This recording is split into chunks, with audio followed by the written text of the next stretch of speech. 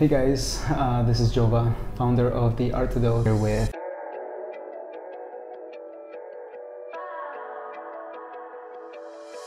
Hi guys, my name is Leeza and I have a YouTube channel.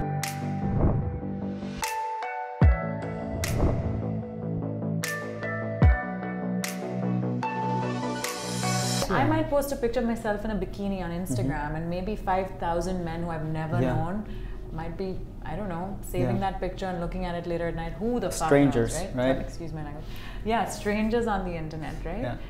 And obviously, if I was sitting in a bikini right now with you, even though I really like you and trust you and wouldn't, if we were on the beach, it might be fine. I would be a little, I think, uncomfortable, right? If I was doing this. So it's funny how when you don't know who your audience is, thousands of unknown faces consuming your content is somehow okay, but it would be difficult to be as honest with just one other person in the room who you're actually having to deal with. Don't you think? In a weird way? I don't know. Yeah, I mean, for me, it's weird because I was very much afraid of social media having that lens in front of me. Because when I started doing the work that I'm doing, I started just sharing like artwork and quotes, right? And that was it. That was the only content. There wasn't any like person behind this thing. It was just the content. And then people started asking questions like, who is behind, you know, this platform?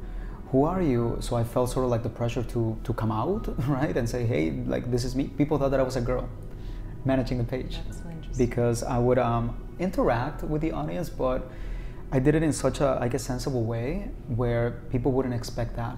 Because people don't associate vulnerability with masculinity. Men are supposed to hide emotion, not embrace it, right? Yeah. Real men don't cry. Yeah.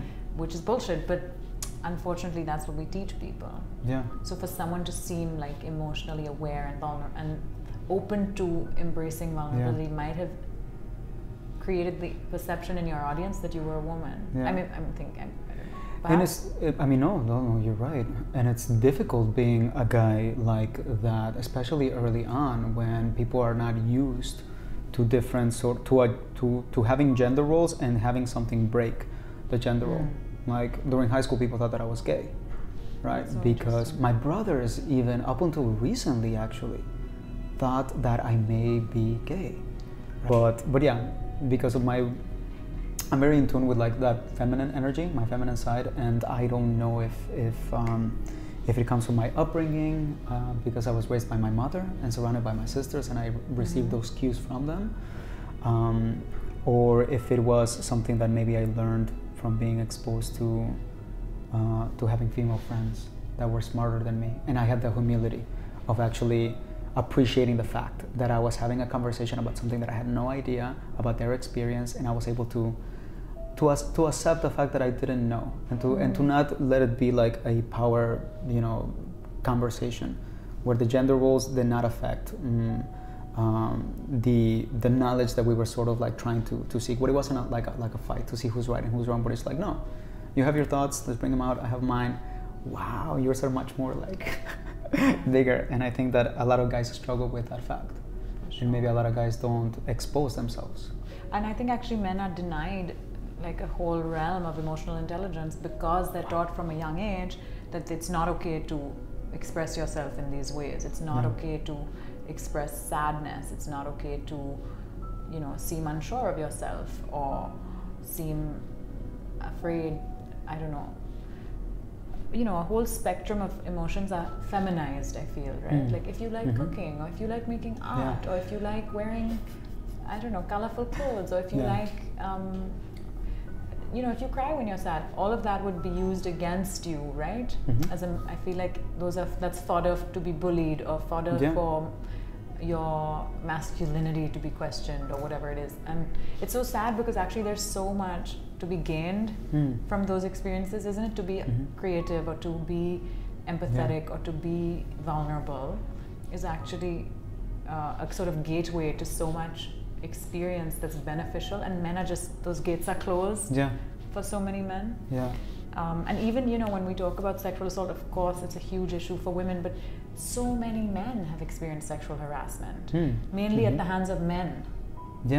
You know, I have spoken to so many men in boys' boarding schools, or men who've had an uncle or teacher or father or whoever it is be inappropriate with them, you know, but because they don't feel like it is masculine to have had such an experience, they never talk about it. Maybe even less than women talk about sexual harassment.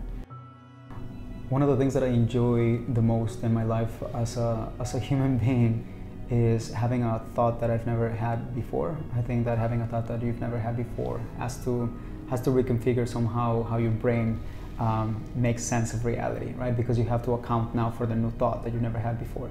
And throughout our conversations, I've had thoughts that I've never had before that now my brain has to make sense of it all over again.